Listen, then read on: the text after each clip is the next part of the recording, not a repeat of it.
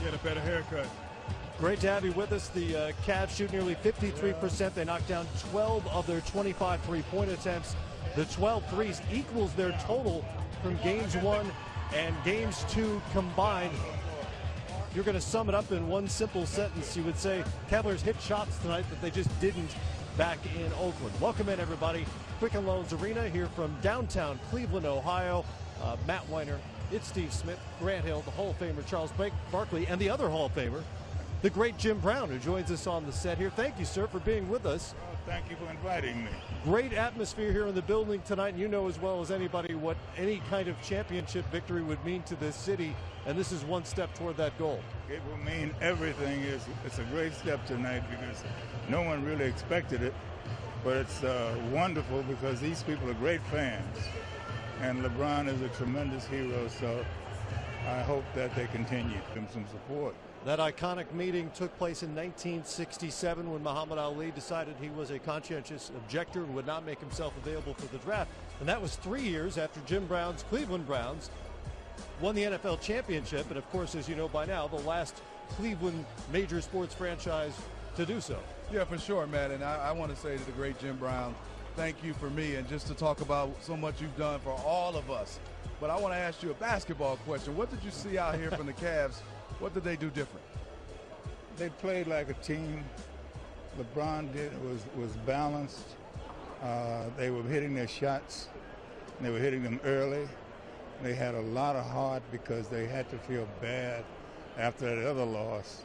And so I would say that they had great heart and played it that way and won in a fantastic way. Well, they won in every conceivable way they could, really. Out-assisted the Warriors by 2. They out-rebounded Golden State by 20 tonight as well. Well, first of all, they should out-rebound them. And let me tell you something. You know, I don't understand why people overreacted after game 1 and game 2. I've always said, listen, now still the pressure's on Cleveland. They not back in the series yet, but that brings up game 4 as a must-win. This was a great win tonight. Was going to be interesting, and we got to talk about this next game. You're assuming he'll be healthy. And I'm assuming, but listen, first of all, I think he gets a bad rap. I think they got to bring him back and start him. But it is going to be interesting for the talking heads the next 48 hours on television. Because, listen, Kevin Love's a terrific basketball player. They need him to win. But you know how the media is. You know how the fans are. The rest of the media, they like to start stuff. They like to start stuff. Absolutely, like you're doing right now. No. I think they should start Kevin Love. I do. You know, listen, the guy's a hell of a player. They're not better without him. No. They won tonight. But I hope they put him back in the starting lineup, and we see both of these teams at full strength.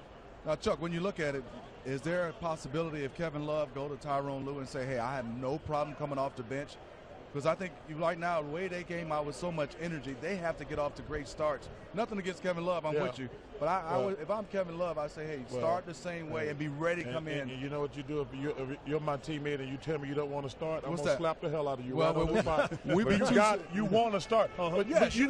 you want to win. What we talked about in the pregame. You got to sacrifice sometimes. But the one thing we talked about pregame, the one guy, LeBron's going to do what LeBron does.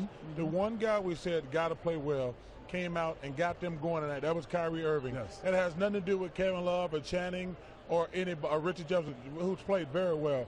But Kyrie Irving came out and set the tone tonight, and he was the difference in the game. LeBron came home in the second and third quarters, but to me, this night was about Kyrie because he got them jump-started. 16 points in the first quarter. He had 19 at the half on his way to a 30-point night, 12 of 25 from the field. The funny thing is, and this will be an interesting conversation in the next 48 hours as well, a lot of the shots were the same shots people have been complaining about from games 1 and game 2.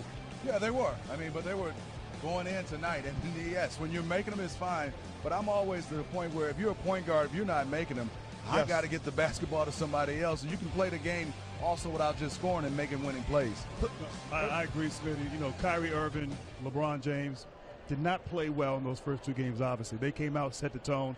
LeBron put up some gaudy numbers, and I think still could have played better. Didn't have a great game, had a few turnovers here and there, but to his credit, turned things around, had a tremendous second half. It's funny, at halftime, I thought Golden State had the momentum, And at halftime, Cleveland came out in that third quarter, put 38 points up in the third quarter, and really extended that lead. I thought that's when LeBron took over. Yeah. Kyrie got him started, and JR was in there too the first half.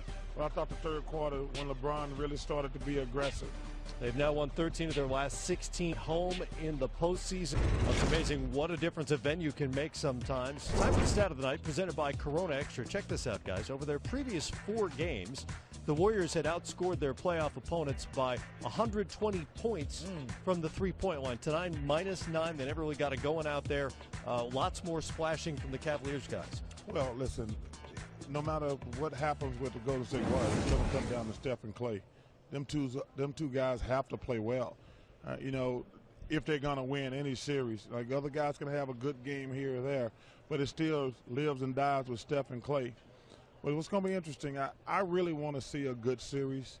So I want to see the Cavaliers win one more game. So then that's when the series, like, start to get real. Like, right now, the Cavaliers did what they had to do. Now the pressure mounts on them again. They've got to win Game 4. But I would love to see a great final series. The first 3 games haven't not been a lot of fun. 3 big blowouts. Yeah. But I love to see this series go back to Golden State 2-2, and then we can have some fun the last 3 games. Hey, Grant, Steph Curry, 3 straight sub-20-point games. He got hot in the third quarter tonight, but otherwise no meaningful scoring, really. 6 more turnovers as well. They're obviously keying on the Splash Brothers. How can the Warriors get him going a little bit? Well, first of all, LeBron James, Kyrie Irving have taken some criticism in games 1 and 2 for not playing well. And deserved it. And deserved it. And you know what? The MVP, Steph Curry, had a poor first half. Got going there, but the game was out of control. Right. Got some points sort of at the end of the game there. But he has got to play better. You're the unanimous MVP. He has got to go out there and set the tone, much like Kyrie Irving did tonight, LeBron James in the third quarter. And you also think, too, just, you know, if one of those guys can step up and be big, that's huge because they both have the capability. We've seen it, Klay Thompson in the OKC series. But, you know, to have this kind of performance from your all-stars, they got to set the tone, and they didn't do it tonight. And I think the timing of Steph right now and Clay. Steph has done a nice job in letting the game come to him, and Clay going off and then having some big quarters late in the second half. Game 4, he has to set the tone, in my opinion, Chuck and Grant, from the start.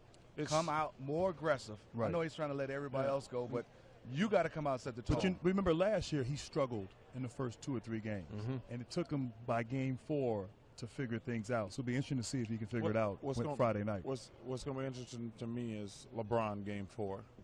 Because now he hasn't had his signature, we're not going to lose tonight. And on the hand, it's going to be to Steph and Clay, we're not going to lose tonight. Clay's had his moment against Oklahoma City. Steph really hasn't had his moment to me.